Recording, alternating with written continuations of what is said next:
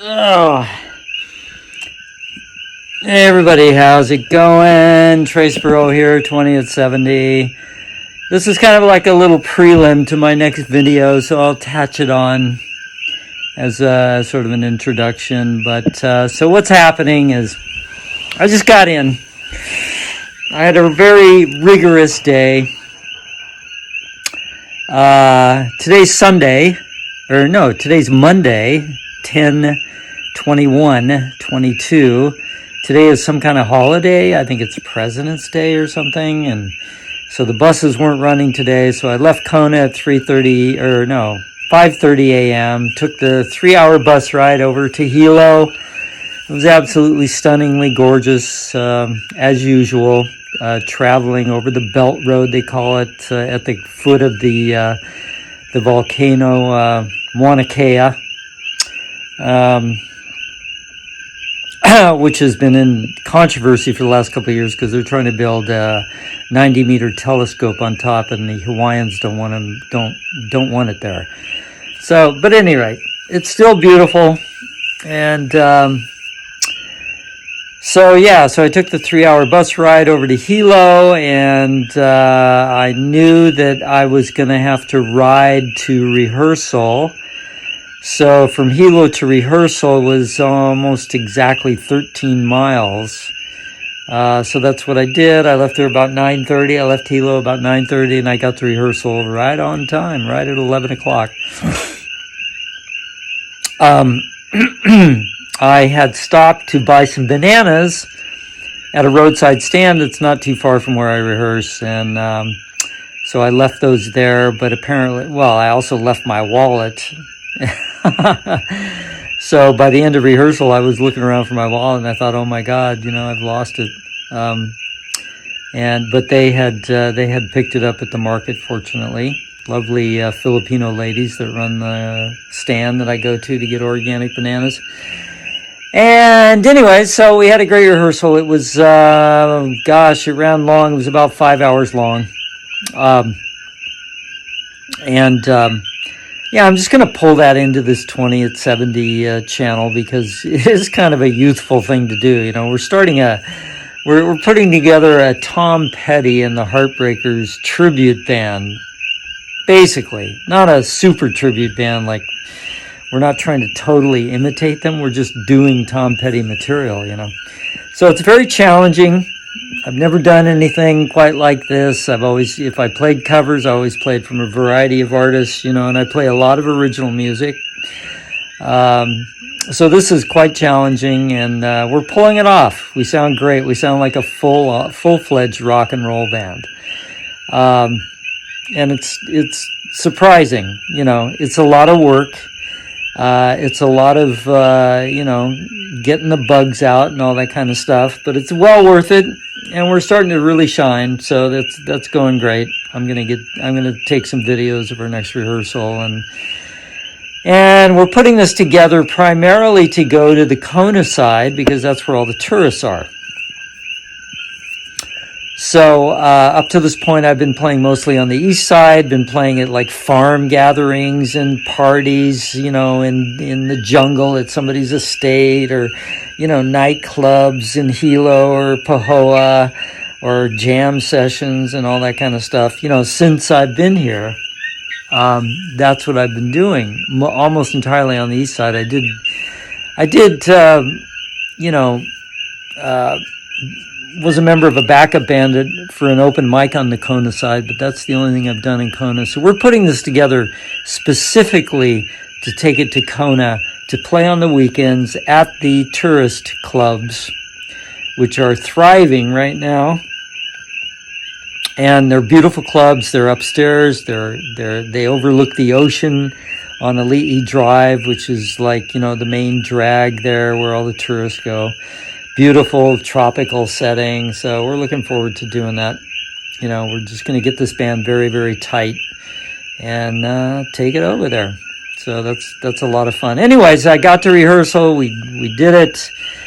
And I didn't take the usual ride that I can get from my other guitar player. So because I needed to look for the wallet. I didn't know where it was, and I thought maybe I dropped it on the road. So I rode my bike on the road back to the fruit stand, and sure enough, it was at the fruit stand, but I missed my 7-mile ride into Pahoa, so I had to bike that, and I was carrying quite a bit of weight. I had at least 20 pounds of rollinia, or yeah, well, 15, at least 15 pounds of rollinia in my pack, which unfortunately, once I got home, I was coming up the driveway, lost my balance, and my bike tumbled over, and now I have a rollinia disaster on my hands. I'll tell you, you can take a look, right? This is inside my pack. So all the rollinia got, most of it got squished. I don't think I can salvage it. That's okay. It came from my bass player, and he's got a couple of trees that are going off now. So he's selling them to me at wholesale price. They're fantastic. Here's a rollinia right here. This is one that kind of made it. You can see that it looks like pudding. I have some in the refrigerator from last weekend. That's what those look like right there. So these are wonderful rollinia. Now, if durian is the king of fruit, rollinia is certainly the queen of fruit. This stuff is so good. It's very high dense, very high calorie. I don't have the exact figures, but I will look them up and I'll put them in the sequel to this video. And so I'm replacing, like this right here is going to replace a whole banana smoothie for me. I got some bananas as well, so I was carrying a lot of weight. I also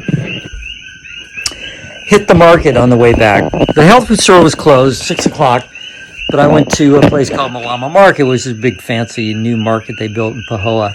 And they don't have a lot of stuff in there for me. I mean, what I went in there to get was some bags of frozen organic corn. And the reason I did that was because I left my jar of tahini that I bought on Thursday when I went out to Kona. I left it on the Kona side because I was trying to cut down the amount of weight because I knew I was going to have to bike, quite a distance. Wound up being almost 30 miles, So I left it over there.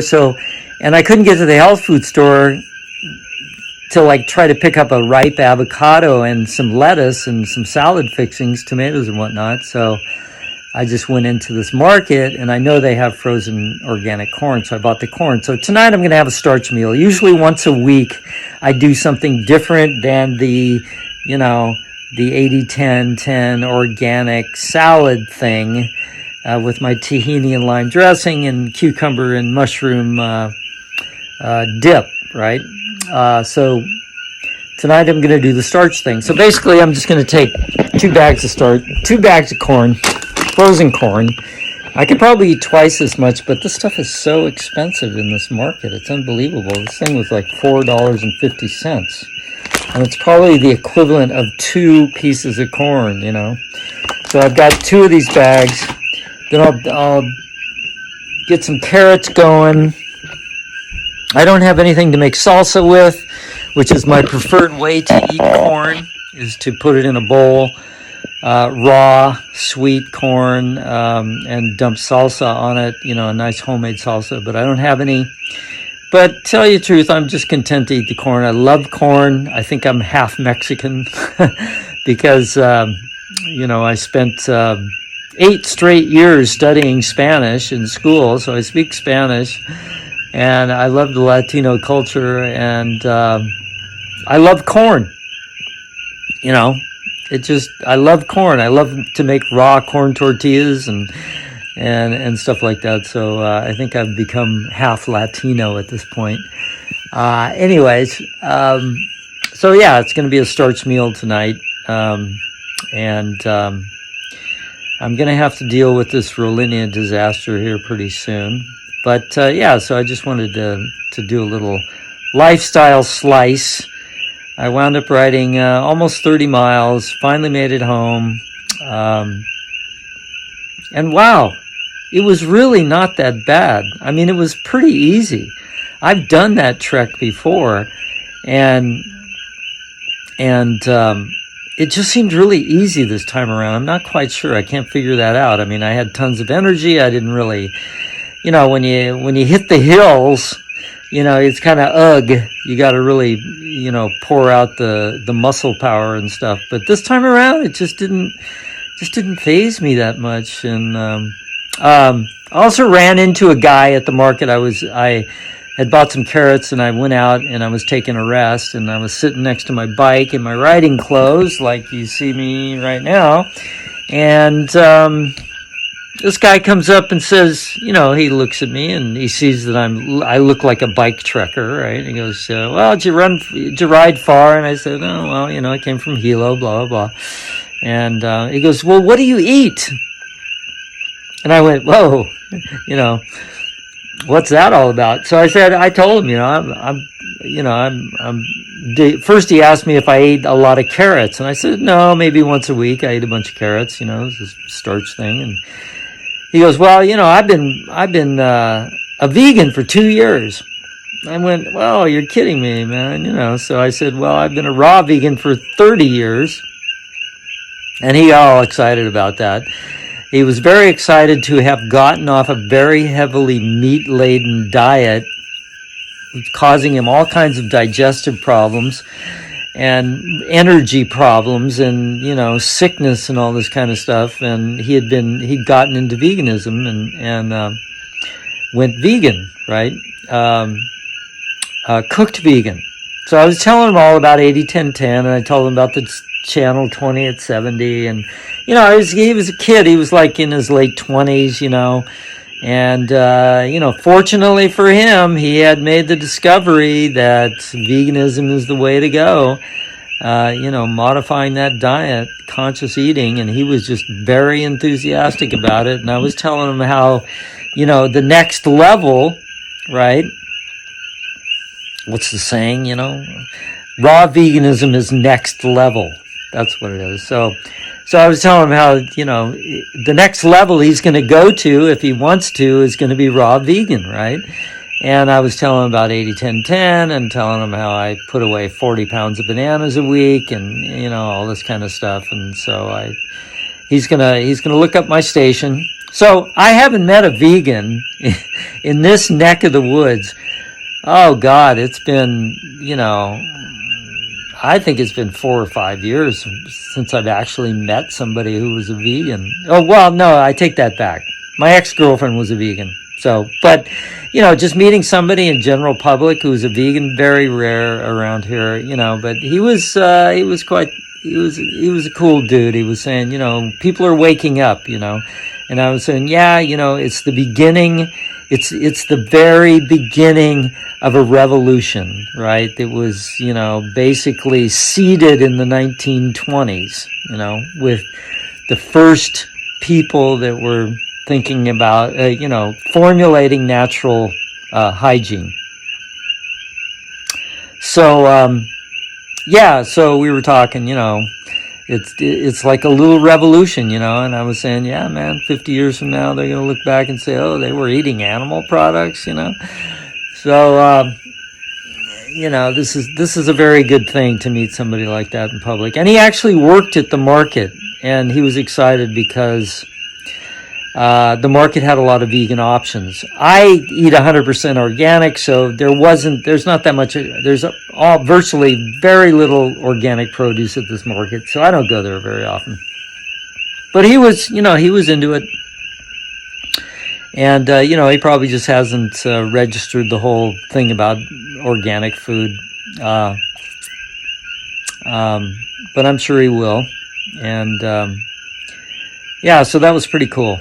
And so after talking to him, I got on my bike and I rode the remaining 8.8 miles all the way down to the ocean and back home, where I dumped my bicycle and ruined all my rollinia. Well, not all of it, but most of it. So anyways, I will be doing the rest of this video very shortly. I just wanted to give you a little slice of life, life as a raw vegan in Hawaii, at least as a working raw vegan. I'm not holding a silver spoon, as you might notice. Anyways, I will see you all in the sequel to this video. Have a good evening, or whatever it is, lunchtime or breakfast time or morning or afternoon. Just have a good one, whatever it is.